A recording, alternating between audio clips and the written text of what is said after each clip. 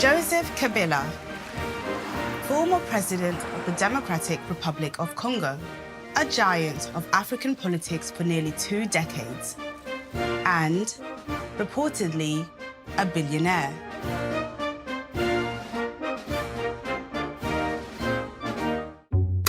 We're going to let you in on some financial secrets, something which I imagine Joseph Kabila won't like us talking about. Secrets sourced from the biggest leak of banking data Africa has ever seen. Et avoir Joseph Kabila comme partenaire, bien que pas de manière officielle, était une aubaine pour une banque. Secrets about his younger sister. On découvre juste dans les papiers, dans les documents officiels qu'elle est gestionnaire de telle chose, qu'elle est responsable de telle entreprise, etc. Secrets too about his foster brother. Et là, il retrouve sa veste pour que je vois très clairement qu'il est armé. We reveal an account for the use of Joseph Kabila when he was serving as president, with unexplained multi-million-dollar transactions. J'ai juste reçu un appel à 6 h du matin où je devais arriver très tôt, libérer cet argent, faire une mise en place sans soubassement et régulariser les documents après. Secrets which have been, until now, buried deep in the vaults of an African bank. There must be an investigation to get beneath the surface, because everything we have seen could be just the top of the iceberg. There could be more.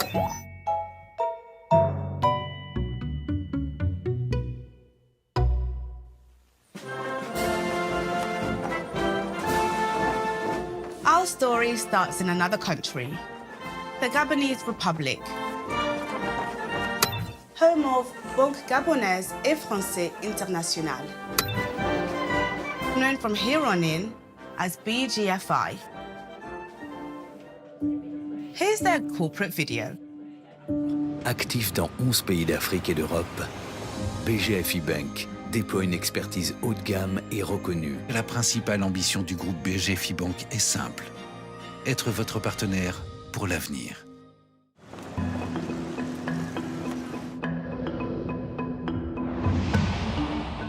My home country, the Democratic Republic of Congo, is one of the countries BGFI Bank operates in. It's had the seal of approval from DRC royalty. Joseph Kabila had an official account when president. His sister, Gloria Mateu, was a 40% shareholder in BGFI's DRC operation, and foster brother, Francis Selemani, was managing director. So, why so many Kabila clan links to BGFI? This is what Jimmy Kende, a former banker and now an anti-corruption activist, thinks. Derrière Gloria et Selemani se trouve l'ex-président Joseph Kabila, et avoir Joseph Kabila comme partenaire, bien que pas de manière officielle, était une aubaine pour une banque. This man used to work for them. Voilà, je suis Jean-Jacques Lumumba, je suis économiste de formation. J'ai fait mes études secondaires dans un collège jésuite à Kinshasa, qui est le collège Boboto, et je suis diplômé en finance à l'Université catholique de Kinshasa. Jean-Jacques knows a thing or two about being part of the Congolese elite, as grandnephew of former DRC Prime Minister and national hero Patrice Lumumba. Jean-Jacques worked at BGFI's Kinshasa office between 2012 and 2016. He did well, becoming head of liabilities, a senior management role. He did not have fond memories of his boss, Francis Selemani. Il se prenait pour la personne la plus puissante, ou l'une des personnes les plus puissantes du régime de Joseph Kabila, parce qu'il le disait. Il lui disait très clairement que personne ne pouvait lui faire quoi que ce soit. C'est un personnage assez étrange et sulfureux, autoritaire, très menaçant. How about Joseph Kabila's sister, Gloria, BGFI shareholder? Même style de personnage que Francis Selemani, autoritaire, une dame qui aime la mode, pas très présente à la banque, mais elle était quand même présente pour pouvoir suivre certaines de ses activités et certains business. As time went on, Jean-Jacques says he became increasingly concerned about the way the bank was operating. L'ambiance de travail était une ambiance, déjà à l'entrée, c'était une ambiance où très clairement le travail se faisait. Mais j'ai fini par comprendre que c'était une ambiance un peu plus politique qu'autre chose. J'ai commencé à m'inquiéter au niveau des procédures quand déjà j'ai compris que certains crédits qui étaient octroyés ne l'étaient que par la seule bonne volonté du DG. The managing director being Francis Selemani. Quand il décidait qu'il fallait octroyer, il fallait les octroyer. One evening, Jean-Jacques decided to talk to Francis Selemani about a file that was of concern. He says it didn't go well. Et là, il devient rouge. Il tape du poing sur la table, il me dit, si tu continues à parler de ce dossier, je suis capable de te faire éliminer. Et là, il retrouve sa veste pour que je vois très clairement qu'il est armé. Il me dit qu'il est capable de me faire éliminer, moi et ma famille. We asked Francis Selemani if he threatened to harm Jean-Jacques, but he did not respond. Jean-Jacques says the stress of working at BGFI made him ill. So in 2016, he decided it was time to emigrate to Europe, along with a few of BGFI's secrets. Compte tenu de mon état de santé, je décide finalement par après non seulement de démissionner, mais de mettre en lumière ce qui est réellement arrivé et toutes les bévues qui se sont passées au sein de la banque. Jean-Jacques' revelations were big news, putting DRC on front pages. At the heart of it, explosive allegations 43 million Congolese taxpayers' dollars ended up in the BGFI bank account of a brand new, privately owned company connected to Joseph Kabila. All rather awkward as Joseph Kabila was still president at the time of the allegations. Donc avec les révélations que j'avais faites, c'était le moment de mettre les choses au clair pour pouvoir sauver la situation. Mais ils ne l'ont pas fait. Pourquoi, je ne sais pas. 5 years on from Jean-Jacques' revelations, a government investigation into some of the allegations is still to be concluded. Joseph Kabila has always denied he ever used his position as president to enrich himself. And Congolese law doesn't forbid politicians or their families from having private business interests. Here he is talking to Al Jazeera. How much money have you made from your 18 years in control of this country? When I came into politics, it wasn't about money, it was about a mission. And each and every critic who's been using that same argument left and right has not yet come up to give you the figures that you're asking me to give you. So I believe it's a very subjective question, and I don't answer such questions because they're just baseless as far as I'm concerned. Now we come to the moment in the programme where we start to reveal the latest secrets about BGFI Bank.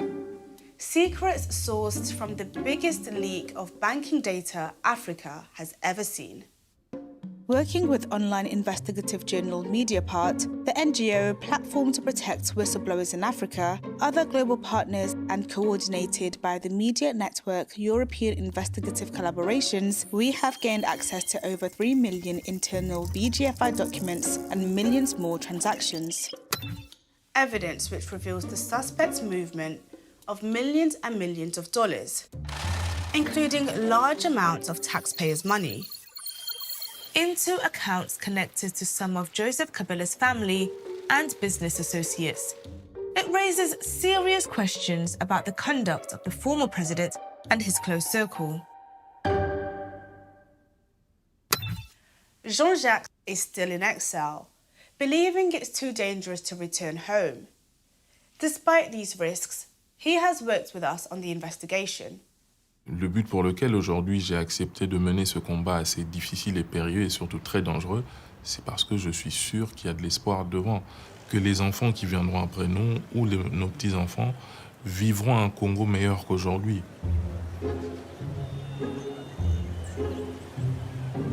Let's start our investigation with a deep dive into a BGFI bank account set up in 2011 called Présidence de la République, or in English, Presidency of the Republic. As the name suggests, this was Joseph Kabila's official presidency account at BGFI, not his private bank account, but one of dozens opened by the bank for many officers of the state. Jean-Jacques remembers the presidency account. C'était un compte qui était géré par l'assistant financier Emmanuel Andropiaco. Et il était à cette époque-là l'assistant financier du chef de l'État, donc de Joseph Kabila à l'époque. So, what needed managing? Ce compte gérait et permettait à gérer certains salaires des agents de la présidence. Nothing wrong with that, at all.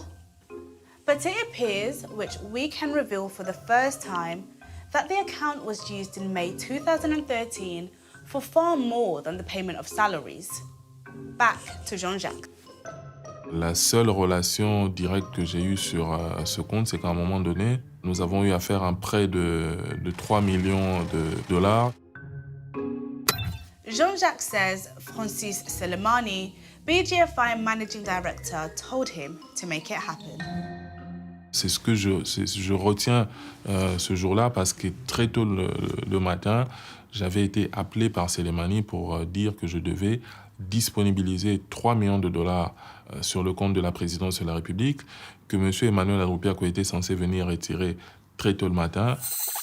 This was no push-of-a-button computer transaction. The money had to be withdrawn in cash, without any accompanying paperwork. On me met la pression sans aucun document pour libérer 3 millions de dollars sur le compte de la présidence de la République. But how could $3 million in cash be withdrawn, given that the account only had $9,792.07 in it at the time? C'était un crédit, une ligne de découvert qu'on devait donner pour le besoin des fonctionnements et des besoins de fonctionnement. An overdraft granted on the very day the cash was withdrawn. Was Jean-Jacques given any reason as to why so much money was taken out? Il n'y avait pas de motif clair. C'était qu'il fallait juste donner 3 millions. Ça devait se passer avant 8h30. L'argent devait sortir du compte, mise dans une mallette, remise à M. Andropiaco, et c'était ça le but. Withdrawing more than $10,000 in cash is illegal under Congolese banking laws, except in exceptional circumstances.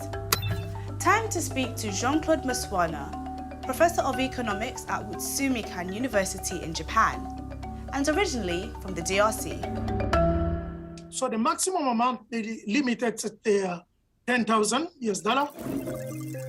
There are exceptions to that rules because, as you might know, the DRC financial system is shallow and underdeveloped. And in so many parts of the country, there is no bank facility, there's no financial facilities. And then sometimes, for example, paying public servant in some part of the country, there is no other ways than moving a huge amount of cash for such a transaction. The $10,000 limit can also be legally breached for national emergencies or defense reasons. These situations generate lots of paperwork and sign-off.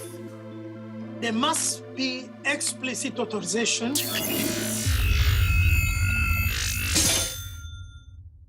So this happened with this cash withdrawal, right? J'ai juste reçu un appel à 6h du matin où je devais arriver très tôt, libérer cet argent, faire une mise en place sans soubassement et régulariser les documents après. We scoured the BGFI files for evidence the proper documentation had been completed after Jean-Jacques handed over the cash. and found nothing. Back to Professor Maswana. My reaction, first of all, as a Congolese, is a really big shock and it's a big disappointment. And then as an economist, once again, I'm also shocked, but at the same time, I'm puzzled. On se retrouve face à des opérations dont on ne connaît pas réellement celui à qui bénéficient ces opérations. On se retrouve face aux normes prudentielles qui sont violées par la BGFI. The big question is, could Joseph Kabila have known about such a large cash withdrawal, leaving his official account massively in the red?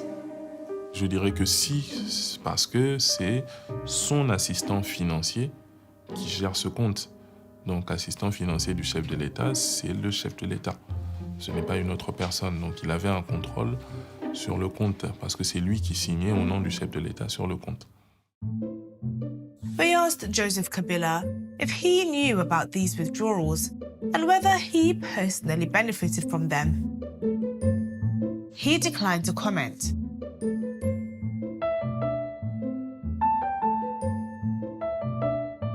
Emmanuel Adrupiako's lawyer told us his client couldn't answer our questions as his time as financial assistant to the Office of the Presidency is bound by confidentiality under Congolese law.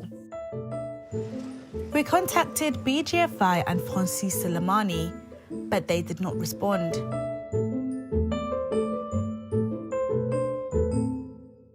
Now, I don't know about you, but I do everything I can not to go into my overdraft.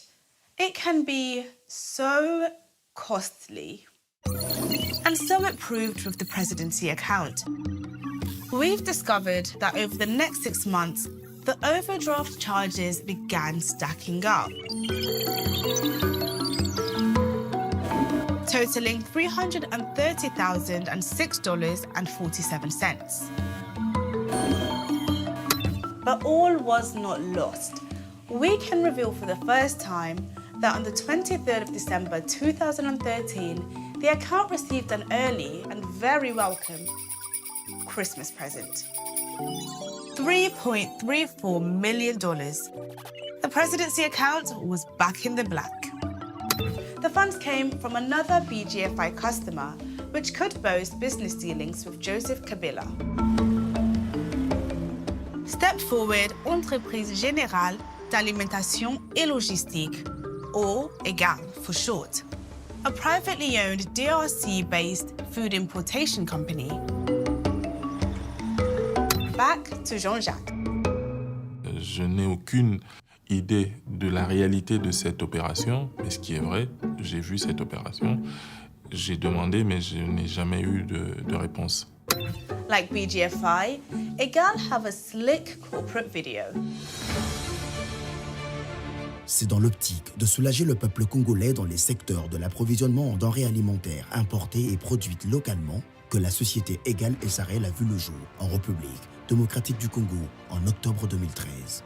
EGAL vient garantir la sécurité alimentaire au peuple congolais en mettant à sa disposition de produits frais de bonne qualité et accessibles à toutes les bourses. EGAL, key players in the DRC food importation market, have connections to Joseph Kabila. 2 EGAL directors sold him a 60,000-hectare farm called Gel in the south of the country in 2014.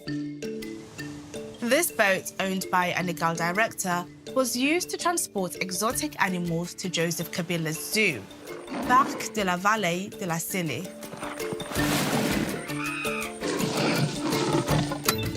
Let's rewind a bit. Do you remember we told you about Francis Soleimani's alleged threats to Jean-Jacques after he raised concerns about a particular company file? Well, the company involved was none other than EGAL. C'était la première fois que j'avais reçu des menaces claires, que je peux qualifier aujourd'hui comme des menaces de mort et d'intimidation, parce que j'avais touché au dossier où il ne fallait pas toucher. The EGAL file was the main feature of his 2016 leak. revealing the private company received 43 million of Congolese taxpayers' dollars via the DRC's state bank. Remember the headlines his revelations caused? Anyway, that's all old news. Or is it? For our investigation can reveal the $3.34 million deposit into the presidency account was made out of the $43 million taxpayer-funded payment. It must have been, as it was the only money sitting in Egal's account at the time. So, why is taxpayer money transferred to a private account from the state bank finding its way into the presidency account? Je ne sais pas si ça pourrait se passer dans quel pays, mais il s'est fait. What does Professor Maswana think? Usually, a financial transaction happen for a good reason, a very simple reason, which is the exchange of a good and service. I cannot imagine what Egal was paying the presidency for. I try really to imagine what could have been the other aspect, the other side of the transaction. I couldn't really find any. I will immediately expect that a public investigation will follow immediately. We asked Joseph Kabila what he knew about this payment, what it was for, if he personally benefited from it, and whether he knew it was taxpayers' money. He declined to comment. Egal denies any wrongdoing, saying it has never been financed by any state money. It added the company has been exonerated by the ongoing government investigation into the $43 million payment and dismissed from the case. From the presidency account, we head back inside the BGFI bank vault, unearthing new secrets about a cluster of companies orbiting the Kabila family. Une société qui peut être une opportunité d'affaires pour une autre, très clairement, par rapport à mes analyses, à mes investigations de crédit, c'est ce que j'avais découvert, qu'une société pouvait en cacher une autre, une constellation de sociétés pouvait cacher une autre constellation de sociétés, donc c'est des choses qui s'imbriquent. The BGFI accounts reveal millions and millions of dollars going back and forth between these companies, including large amounts of taxpayers' money, raising serious questions about who is benefiting and why, possible conflicts of interest, and even whether the flow of cash is legal. C'est impossible de rentrer dans cette constellation et ne pas être lié à la famille Kabila. C'était impossible. One of the brightest stars in this constellation, one that shone more than all the others we investigated, was a company called Sudoyo. So what is Sudoyo? Sadly, we don't have a corporate video for you this time. So you're going to have to make do with Jimmy Kande for a company backgrounder. Alors Sud Oil est une entreprise commerciale qui était essentiellement dans la distribution des produits pétroliers.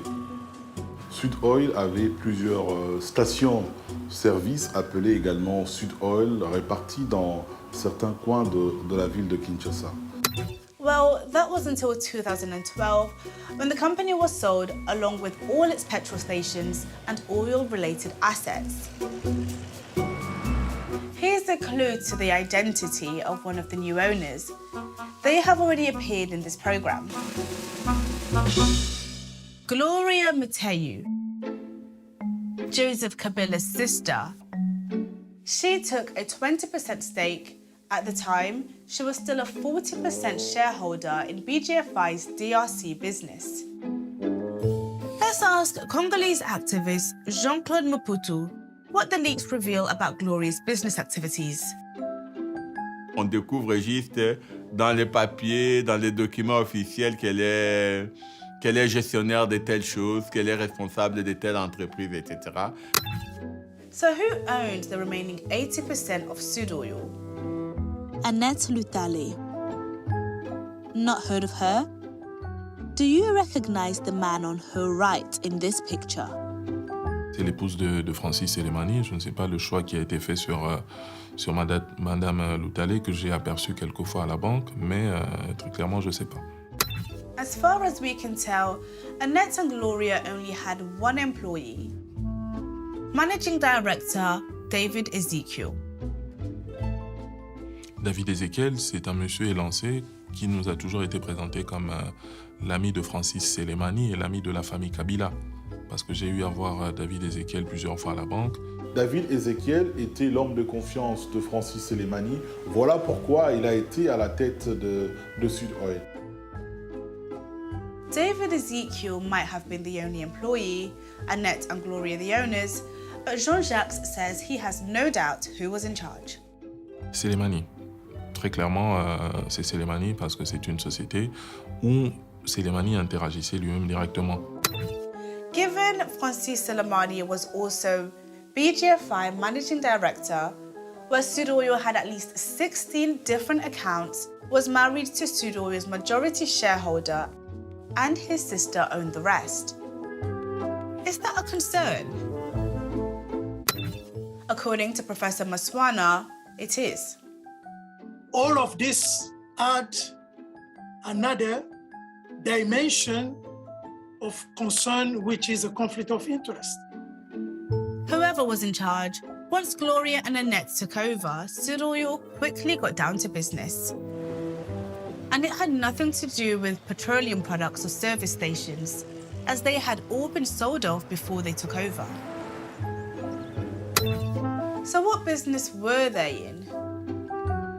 Sudoyo bought this complex for $12 million in 2013. We also discovered in the paperwork, Sudoyo dabbled in vehicles for BGFI. Et donc Sudoil était à la fois une société très apparentée aux dirigeants de la banque et en même temps fournisseur de certains produits à la banque. Such as Jeeps for several senior staff, including Francis Selemani. His one cost the bank over $70,000. And that's the sum of Sudoyo's business, a bit of property and supplying a few vehicles. We searched everything and found no evidence of anything else they traded in. Despite Sudoyo's limited business activity, the company's BGFI accounts received over $86 million from public bodies between November 2013 to August 2017. Some of these payments include at least $46 million from DRC's central bank, $15 million from Jacquemin, the state mining company, and $1.3 million from the country's electoral body, CENI. Whenever the state, the public money is used, the least I will expect will be the explanation, at least the purpose of why the transaction is happening, why the state is paying a private commercial enterprise, or if it's a loan. We searched for evidence about these public body payments to Sudoyo. We found no paperwork revealing what the central bank or Jacquemin payments were for. We did find an April 2016 invoice from the electoral body, CENI, paying Sudoyo just over $1 million for gas oil. But there is no evidence at all that Sudoyo was even trading in petroleum products at that time. Any evidence we have seen, honestly speaking, they are still suspicion. They are very strong indication that something suspicious is happening. The head of CENI at the time of its dealings with Sudoyo, Cornel Nanga, declined to comment on the payment, citing parliamentary confidentiality rules. He added that a new management team is now in place at the electoral body. We asked the central bank and Jacquemin about their payments to Sudoyo, but they did not respond. We've also discovered over $45 million was paid out of Sudoyo, straight into the accounts of privately owned companies, of which Francis Selemani and David Ezekiel were either directors or shareholders. Why we don't know. We could find no BGFI paper trail justifying these transactions. We also found that over a 4-year period, David Ezekiel withdrew around $50 million from Sudoil accounts in cash. Here's one of them for $6 million. Lorsque on regarde les transactions qui sont faites dans Sudoil et on regarde les différents bénéficiaires ou des entreprises qui sont bénéficiaires, on se rend compte que cet argent a certainement profité au clan Kabila et M. Francis Elimani. And we need to have an investigation investigating all the transactions in which this bank is involved, and only a thorough investigation can come out with a firm and strong evidence and make a recommendation or draw some implication out of a strong evidence. We contacted BGFI, Francis Selemani, Annette Lutale, Gloria Mateu, and David Ezekiel, but they did not respond. Just like Seni paying for petroleum products, which the company seemingly didn't produce at the time, a private company, another BGFI customer, was apparently doing exactly the same thing a month later, to the tune of $7.4 million. So who was paying $7.4 million for petroleum products that Sudoil was apparently no longer trading in? Working with US NGO The Century, we can reveal it was the Congo Construction Company, or CCC, a Chinese partnership with a now prominent Congolese politician. CCC est une société que j'aperçois en tant que responsable des engagements. Nous n'avons aucune relation directe, mais c'est une société qui a des relations avec d'autres sociétés, Sudoil. Chinese citizen David Douay owned 80% of CCC shares. David Douay, c'est un Chinois dont on entend beaucoup parler dans le réseau de Kinshasa. Je ne l'ai jamais vu à titre personnel et jamais côtoyé. The BBC has, though, filming David Douay in 2008 for a news programme about Sycamine, a controversial business partnership created that year between China and Joseph Kabila, where the Chinese would build Congolese infrastructure in exchange for minerals.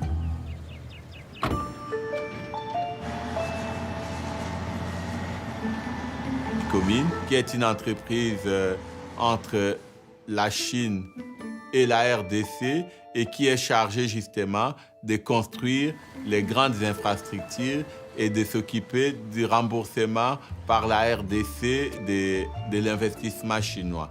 Donc la Sycomine va voir les jours avec notamment, on va lui attribuer un certain nombre de jugements qu'il va exploiter pour se faire rembourser et en même temps financer les infrastructures. There are those who have looked on in dismay at this deal. When you look at what the DRC have gained, the materialization of what China was supposed to do in terms of developing infrastructure, nothing has been done. Aujourd'hui, la société civile congolaise continue à s'interroger. Guy Luando owned the rest of CCC. He was a lawyer then, but is now a politician and government minister. Guy Luando est l'étoile montante de la politique congolaise. Il est un peu apparu de nulle part sur la scène politique. Il a été élu sénateur de la Chuapa dans l'ancien Équateur et tout récemment, il est devenu ministre des infrastructures publiques. We investigated CCC's BGFI accounts, a trail of emails, invoices, and spreadsheets. It had no offices or employees, and despite the name, it appears the company never constructed anything. 17 days before making the $7.4 million payment to Sudoil, CCC accounts are almost empty with no signs of any business activity. Then, in June 2016, all that changes Almost $8 million rolls in from Sycamine. The same day, CCC transferred $7.4 million to Sudoil for petroleum products. Why? When I saw that evidence, I asked myself, what could have been the purpose for the transaction? I couldn't come up with the answer. In total, CCC received $25 million in multiple payments from Sycamine over 4 months, from June to September 2016. We know about the $7.4 million payment to Sudoil. We also found $4.6 million was paid to David Douay's personal accounts. And $4.2 million was paid to known associates of Joseph Kabila. This is a huge alarm for the DRC, for the public, for a Congolese like myself, for anybody. This is alarm bell, and something must be done. There must be an investigation to get beneath the surface, because everything we have seen could be just the top of the iceberg. There could be more. Sycamine have denied being involved in any criminal behaviour, saying, Our objective is to contribute to the emergence of the DRC through various mining projects and infrastructures for the well-being of the Congolese people. We contacted David Douay, Francis Selemani, Annette Lutale and Gloria Muteu, but they did not respond. Guy Luando told us he's committed to transparent, ethical conduct in public life and denies any wrongdoing. He says he was engaged as a private lawyer to administer the setting up of Congo Construction Company, only becoming a shareholder to comply with DRC company regulations. He says he was then periodically called upon to ensure the company complied with the law. He added he had no role in the day-to-day management of the company, was not kept informed of any of its business activities, and was not a member of its board of directors.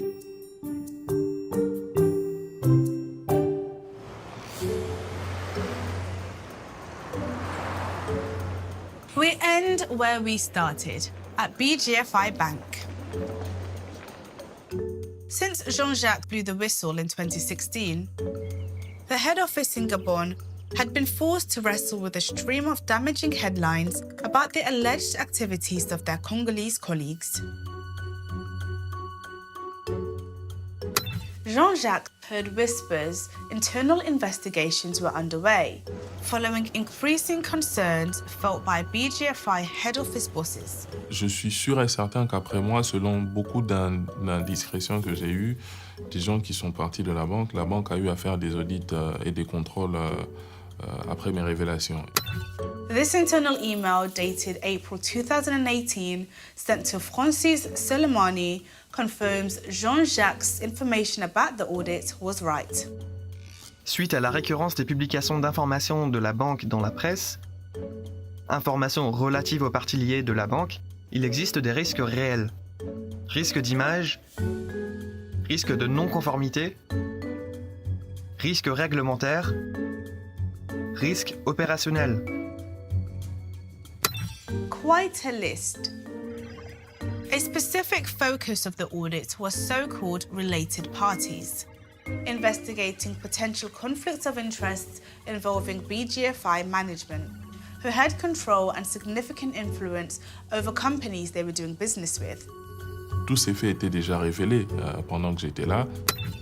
During the audit, as emails reveal, concerns were raised over the Kinshasa BGFI's management's response when they were repeatedly asked by head office auditors for documentation. Une réponse laconique sur des éléments à risque de non-conformité très élevés. Je pense que le directeur des opérations se fout de nous là. Le courriel montre très clairement qu'il y a eu obstruction de la direction générale. Simplement parce que la direction générale était au courant, il n'en avait que faire du respect de la conformité, il n'en avait que faire du respect des prescrits de la Banque centrale. months after it started, the audit delivered a damning verdict on DRC BGFI operations, giving it the worst performance rating. Very high risk. Cette opinion est justifiée par l'absence d'un dispositif encadrant les conventions réglementées, le manque d'intégrité et de transparence dans la déclaration des conflits d'intérêts, et les aspects de conformité dans la justification des opérations des parties liées clients de la banque. Francis Selemani featured heavily on the list of bank employees who had potential conflicts of interest. Out of the 28 declared conflicts of interest identified, he was named in 16. But the investigation also discovered he had not declared everything. What does Jean-Jacques think? L'audit interne 2018 qualifie la gestion de calamiteuse, où on voit très clairement des conflits d'intérêts permanents, où on a des actionnaires qui se retrouvent dans des sociétés clients. Donc vous comprenez qu'à un moment donné, dans la prise de décision, c'est des prises de décision entre copains. Et ça met en danger l'image même de la BGFI Bank pendant toute cette période-là. Sudoyo was named and shamed for a lack of transparency over a number of transactions to companies linked to the Kabila constellation. Ces différentes irrégularités, ce manque de clarté, ce manque de transparence, toute cette opacité qui entoure toutes ces transactions qui concernent Sud-Oil. Sudoyo's opaque dealings with CCC were heavily criticised. The audit stated the $8 million payment from Sycamine to Sudoyo for petroleum products was not sufficiently justified, with neither proper invoices or contracts in place, and no internal checks made to ensure everything was above board. Il y a des millions de documents qui viennent confirmer ce que je disais et même rajouter de l'huile dans cette situation qui est déjà assez alarmante et critique pour le Congo. Ce qui fait mal, c'est que c'est l'image de notre pays qui est en train d'être entachée. We contacted BGFI, Francis Selemani, David Douay, Annette Lutale, and Gloria Mateu, but they did not respond. Guy Lomando says he had no role in the day-to-day management of the Congo Construction Company, was not a member of its board of directors, and was not aware of any commercial or banking transactions involving Sycamine. The audit's findings were never made public.